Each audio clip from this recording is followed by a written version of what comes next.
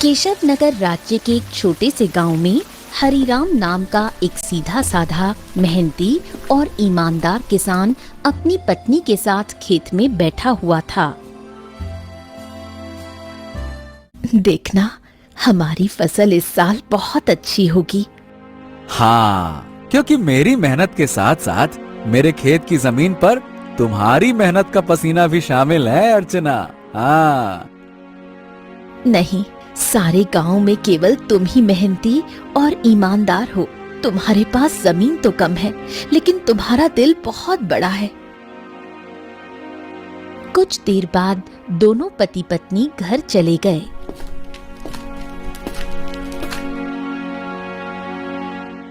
मैं तुम्हें एक बात बताना तो भूल ही गई, घर में लकड़ियां खत्म हो गई हैं। अरे चिंता मत करो, मैं कल सुबह सबसे पहले जंगल में लकड़ियां काटने के लिए ही चला जाऊंगा। ठीक है ना, ले आऊंगा। चलो अब।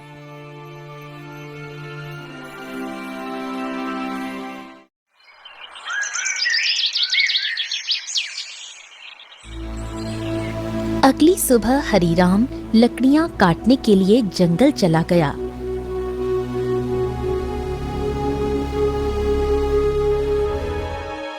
हरिराम एक पेड़ पर कुल्हाड़ी चलाने ही वाला था कि तभी उसने देखा झाड़ियों में एक घायल बंदर करहा रहा था।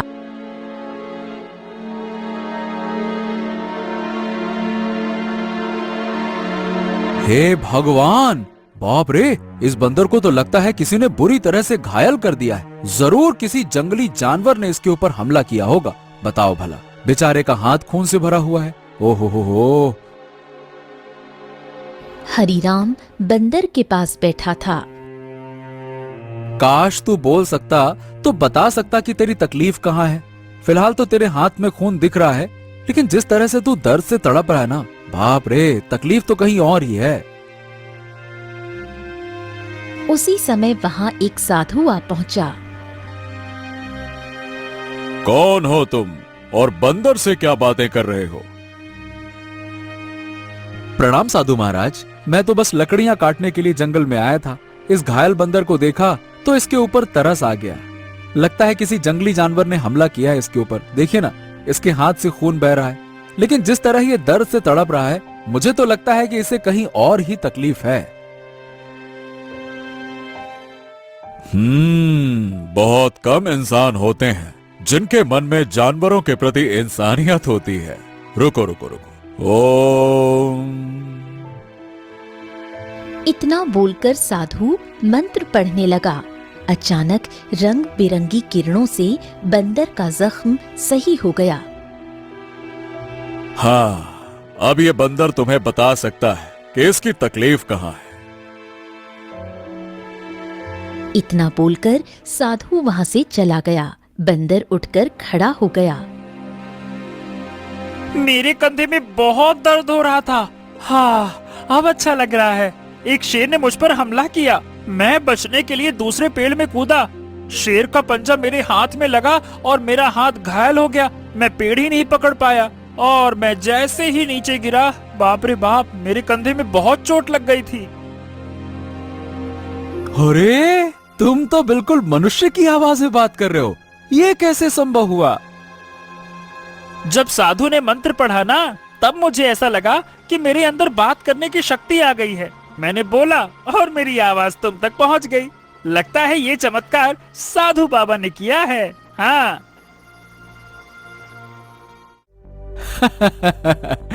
अच्छा ये बताओ, तुम मेरे घर पे चलोगे?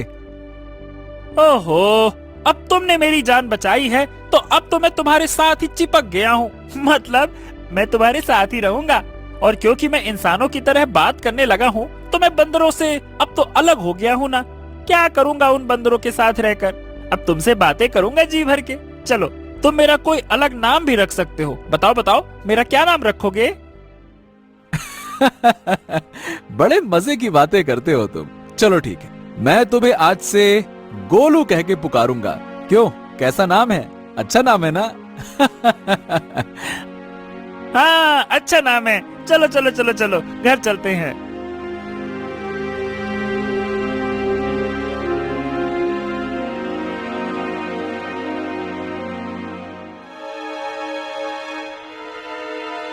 अरे, ये जंगल से तुम बंदर को क्यों पकड़ लाए? हरीराम पूरी घटना अर्चना को बताने लगा। क्या क्या वास्तव में बंदर बात कर सकता है? अरे तुम स्वयं पूछ लो। क्या नाम है तुम्हारा? मेरा नाम गोलू है। हरीराम ने मेरी जान बचाई है और अब मैं उसका साथी हूँ। साथी क्या, अब तो मैं तुम्हारे परिवार का हिस्सा हूँ। अर्चना आश्चर्य में पड़ गई। समय बीतने लगा। गोलू की मौजूदगी घर में नई जान ले आई थी। धीरे धीरे गोलू अर्चना के काम में हाथ बटाने लगा। गोलू अब हरीराम का सच्चा साथी बन चुका था। एक दिन गोलू हरीराम से बोला, हरीराम, अब मैं भी तुम्हारे साथ खेत में चलूंगा। क्या करूंगा घर में बैठे बैठे, मुझे भी चलना है। अरे गोलू, खेत का काम आसान नहीं होता, बहुत मेहनत लगती है। क्या करोगे तुम वहाँ पे? अरे क्या करूंगा क्या, मैं भी तुम्हारे साथ मेहनत करूंगा। और क्या, क्या मुझे कम मेहनती समझा है क्या? बस डर ये है कि गांव वालों ने तुम्हें बोलते हुए देख लिया ना, तो वो न जाने क्या समझेंगे। अरे पर जब मैंने तुमसे पहली बार बात की थी तो क्या तुम डरे थे क्या, बताओ? देखो गोलू, मैं दुनिया को जानता हूँ। हर कोई मेरे जैसा नहीं होता है जो तुम्हें समझ सके। ओहो, मुझे दुनिया से क्या है लेना देना, मुझे तो तुम्हारे संग है रहना। मेरा मतलब ये है कि मुझे बस तुमसे मतलब है, क्योंकि मैं तुम्हारा साथी हूँ। हरीराम मुस्कुराया और अगले दिन गोलू को साथ लेकर खेत चला गया। कुछ ही दिनों में गोलू ने खेती की हर बात सीख ली। अब वो हरीराम का सच्चा मददगार बन गया था।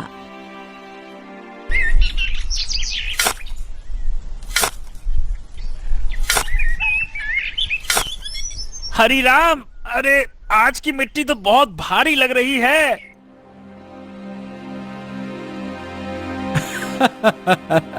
गोलू, अब तो तू पक्का किसान बन गया है। मिट्टी का भी फर्क समझने लगा है। गोलू की बात अब गांव में फैलने लगी थी और ये बात आखिरकार पहुंची जमींदार चौधरी के कानों तक। क्या हरीराम के घर एक बंदर है जो इंसानों की तरह बोलता है? हाँ जमींदार साहब, मैं खुद देख चुका हूँ। अरे मैंने तो उसे बोलते हुए सुना भी है। पहली बार तो मैं डर गया था। अरे भैया, तो फिर उस बंदर को लेकर तमाशा करना चाहिए, उससे तो बड़ी अच्छी कमाई होगी। ये बात आपने बिल्कुल पते की कही जमींदार साहब। जमींदार की हंसी कुछ देर चली, फिर वो गंभीर हो गया। हाँ, इस हरीराम की जमीन पर मेरी नजर बहुत समय से है। बाकी सब तो मेरे कर्जदार बन चुके हैं, पर ये ससुरा हरीराम ये कभी झुका ही नहीं। उसकी जमीन बहुत उपजाऊ है जमींदार, बंजर में भी फसल उग जाती है। अरे इसमें मिट्टी का कोई खेल नहीं है भीमा। उसकी किस्मत और सितारे बुलंद है, पर जिस दिन वो सितारे गिरेंगे ना, उसी दिन ये खेत मेरा होगा और हरीराम मेरे कदमों में होगा, देख लेना तुम।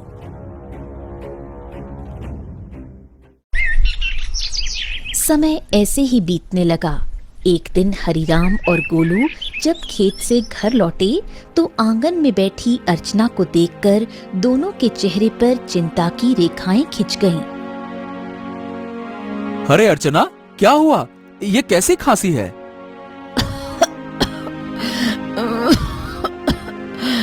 कुछ दिनों से खांसी हो रही है, अब तो दिन ब दिन और भी बढ़ती जा रही है। हरीराम, इसे नजरअंदाज मत करो, किसी अच्छे वैद्य को तुरंत बुलाना चाहिए। हरीराम ने देर न करते हुए गांव के एक अनुभवी वैद्य को बुला लिया। वैद्य ने अर्चना को ध्यान से देखा। हरीराम, देखो, इन्हें एक विचित्र बीमारी हो गई है। अगर समय पर इलाज न मिला तो ये जानलेवा हो सकती है। हाँ, नहीं नहीं नहीं नहीं वैद्य जी, आप तो इलाज शुरू कीजिए, मैं कोई कसर नहीं छोड़ूंगा।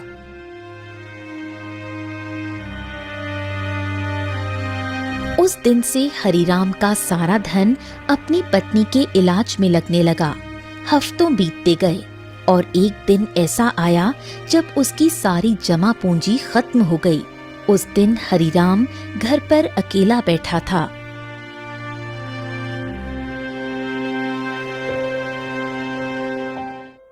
ऐसे उदास मत बैठिए, मैं अपने आप ठीक हो जाऊंगी। ऐसा ऐसा मत कहो अर्चना, मैं तुम्हें इस हालत में नहीं देख सकता। तो अब क्या करोगे? जो कुछ था सब तो मेरे इलाज में लगा दिया। अब तो बीज खरीदने तक के पैसे नहीं बचे। हरिराम सिर झुकाए बैठा था। तभी गोलू तेजी से दौड़ता हुआ आया। हरिराम, हिम्मत मत हारो। तुम्हारे 2 भाई इस गांव में रहते हैं और तुमसे ज्यादा धनी भी हैं। उनसे मदद क्यों नहीं मांगते हो, हैं? हरिराम को ये बात ठीक लगी। उसी शाम वो गोलू को साथ लेकर अपने बड़े भाई केशव के घर गया। ओहो हरि राम, क्यों भाई आज हमारे घर का रास्ता कैसे भूल गए हैं? भैया, अर्चना की बीमारी के बारे में तो अब गांव में सब जानते हैं। मैंने जो कुछ कमाया सब इलाज में लग गया। अब कुछ धन की जरूरत है भैया। तुम तो जानते हो मेरी फसल इस बार खराब हुई है। अब खुद मुझे उधारी लेना पड़ रहा है तो मैं तुम्हें कहां से दूं? हरिराम कुछ नहीं बोला, सिर झुकाकर बाहर निकल आया। अरे वो झूठ बोल रहा था हरिराम, मैंने उसके चेहरे को देखा है, वो देना ही नहीं चाहता था। हाँ जानता हूँ रे गोलू, पर चलो एक और भाई है, उनसे मिलते हैं, चलो। अब दोनों बिरजू के घर पहुंचे। बिरजू ने दरवाजा खोला और हरिराम को देखकर चौंक गया। ओ हरिराम, आज भाई की याद कैसे आ गई? भैया भैया, मेरी पत्नी अर्चना बहुत बीमार है, थोड़ा सा धन चाहिए इलाज के लिए। क्या? अरे बंटवारे में वैसे भी तुझे ज्यादा जमीन मिल गई थी, उसे बेच नहीं देता? मेरे पास धन का पेड़ लगा है क्या जो मांगने चला आया? झूठ मत बोलो भैया, सच तो यह है कि तुमने और केशव भैया ने मेरे हिस्से की जमीन भी दबा ली थी। मुझे 6 बीघा जमीन मिलनी थी, बस 2 बीघा मिली है, 2 बीघा। अरे निकल जा यहाँ से, अगर कर्ज लेना है तो जमींदार के पास जा। मुंह उठा के चले आते, भाग यहाँ से।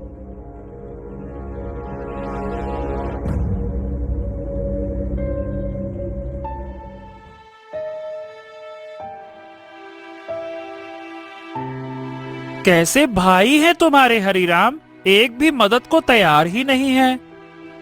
हाँ, इस दुनिया में इंसान ऐसे ही होते हैं, मतलबी, अपना पराया कुछ नहीं देखते। तो अब क्या करोगे? क्या जमींदार के पास जाओगे?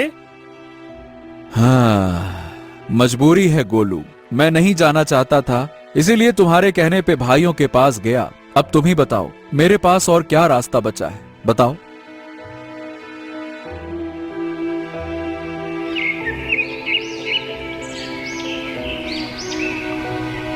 अगले दिन हरिराम और गोलू जमींदार की हवेली में जा पहुंचे। उम्मीद उसे कम थी, मगर अपनी पत्नी की खातिर उसने खुद को झुका दिया था। मैं जानता था हरिराम, एक न एक दिन तू चलकर मेरी हवेली में जरूर आएगा भैया। आपने बिल्कुल सही कहा था मालिक, जब तक इसकी किस्मत चमक रही थी तब तक बहुत अकड़ में चलता था। अब देखो कैसा मुरझाया मुरझाया सा खड़ा है। ए जमींदार, तुम्हें किसी की हालत का मजाक उड़ाने का हक नहीं है। लोग तुम्हारा सम्मान करते हैं, तुम्हें भी दूसरों का सम्मान करना चाहिए, समझे? ए बदरवा, बकवास बंद कर। तू इंसानों की तरह बोलता है, इसका मतलब ये नहीं है कि तू इंसान बन गया है, समझा?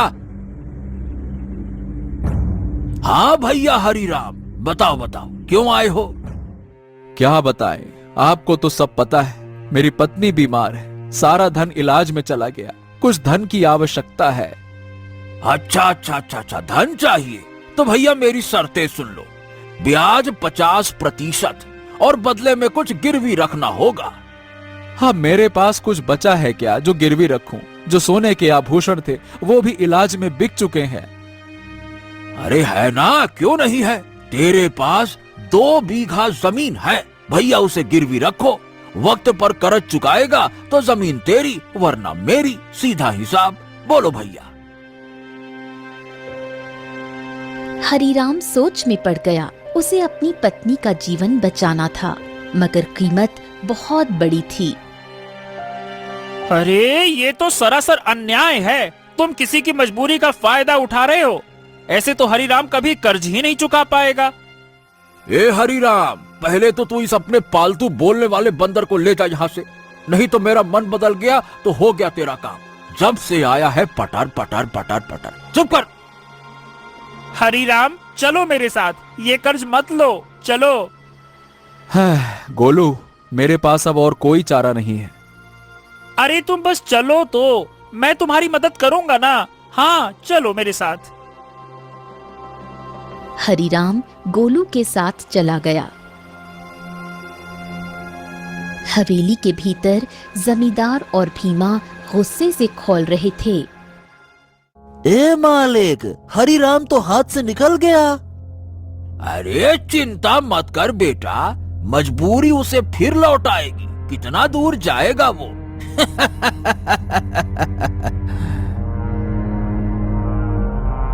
हरीराम गोलू के साथ घर पर आ पहुंचा और गोलू तुरंत वहां से चला गया। शाम तक गोलू लौटकर नहीं आया। हरीराम और अर्चना की चिंता बढ़ने लगी। गोलू अब तक क्यों नहीं आया? कहीं जमींदार ने उसे कुछ कर तो नहीं दिया? अरे पता नहीं कहाँ गया। मेरा मन भी बड़ा बेचैन है। रात बीत गई। सुबह सूरज की किरणों के साथ ही गोलू वहां पहुंचा, हाथ में एक चमकती जड़ी बूटी के साथ। अरे गोलू, तू कहाँ था? हमें लगा कहीं तुझे कुछ हो तो नहीं गया। अरे मैं जंगल गया था उन साधु महाराज को ढूंढने जिनसे मुझे बोलने की शक्ति मिली थी। उन्हें मैंने सारी बात बताई और उन्होंने दया करके ये जड़ी बूटी दी है। उन्होंने कहा है कि इससे से बड़ी बीमारी ठीक हो सकती है। हाँ। गोलू ने वो जड़ी बूटी अर्चना को दे दी। कुछ देर बाद अर्चना की आंखों में चमक लौट आई। मुझे बिल्कुल स्वस्थ महसूस हो रहा है, जैसे मैं कभी बीमार ही नहीं थी। हाँ। अर्चना, तुम्हारी खांसी भी ठीक हो गई। और गोलू, तू तो हमारे लिए देवता बन गया। अगर तू नहीं होता तो मैं जमींदार से कर्ज लेकर अपनी खेती भी खो बैठता।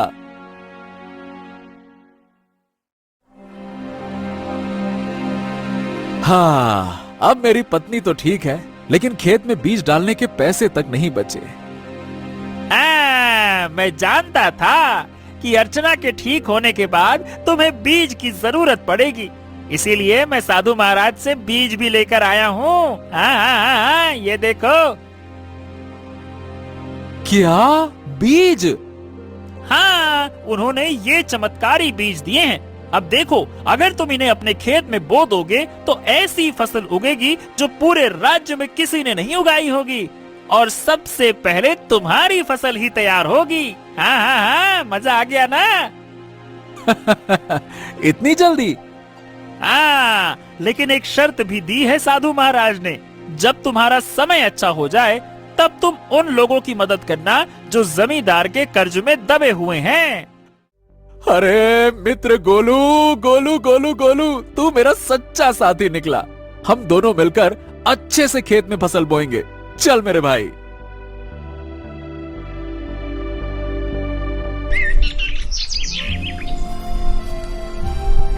अगले ही दिन हरीराम, गोलू और अर्चना ने मिलकर खेत जोता, बीज बोया और आकाश की ओर देखकर मेहनत का वादा किया। कुछ ही दिनों में हरिराम के खेत में ऐसी फसल लहराई जैसे किसी ने पहले कभी नहीं देखी थी। गांव वाले चकित रह गए। अरे देखो रे देखो, हरिराम के खेत में तो जैसे सोने जैसी फसल लहरा रही है। हाँ हाँ हाँ हाँ हाँ। हाँ, हमारी फसल तो अभी जामी भी नहीं है और इसकी तो फसल भी तैयार हो गई। और उसकी बीवी अर्चना, जो कि महीनों बीमार रही, अब रोज खेत में काम करती है। भैया, ये तो कोई चमत्कार ही लगता है।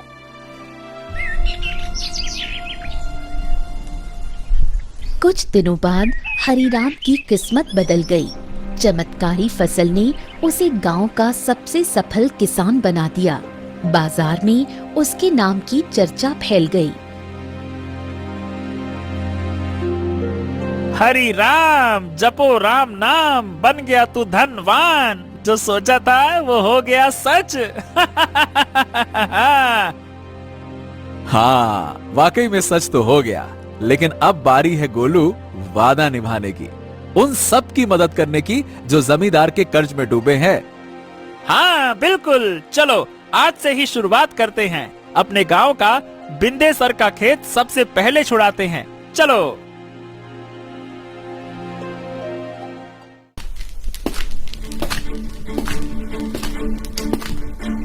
हरिराम और गोलू ने अपना मुनाफा इकट्ठा किया और एक एक कर गांव वालों का कर्ज चुकाने लगे। बिंदेसर, भोलू, रज्जो सभी ने अपनी जमीन वापस पा ली। हरिराम भैया, आज आपने हमें नया जीवन दे दिया। सही बताओ, बिल्कुल, बहुत बहुत धन्यवाद। गांव में खुशी लौटने लगी, लेकिन जमींदार के चेहरे पर उदासी छा गई। ये सब देखकर जमींदार गुस्से से अपने साथी भीमा से बोला, हाँ, ए भीमा, तू देख रहा है ना कि क्या हो रहा है? हाँ मालिक, हरिराम ने सबके कर्जे चुकाने शुरू कर दिए हैं। अगर यही चलता रहा तो एक दिन तो मेरी जमींदारी ही खत्म हो जाएगी और मेरा दबदबा भी खत्म हो जाएगा। आप तो आदेश दीजिए मालिक की करना क्या है। अब बहुत हो गया भीमा। अगर ये हरिराम ऐसे ही सबकी जमीन छुड़वाता रहा तो मेरा क्या बचेगा? मेरा दबदबा, मेरी हवेली है। अरे मालिक, आप तो बस आदेश कीजिए, कल ही उसका काम तमाम कर दूंगा।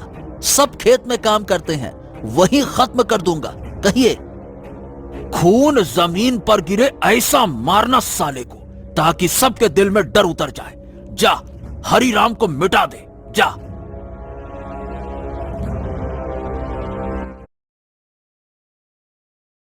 Here's a look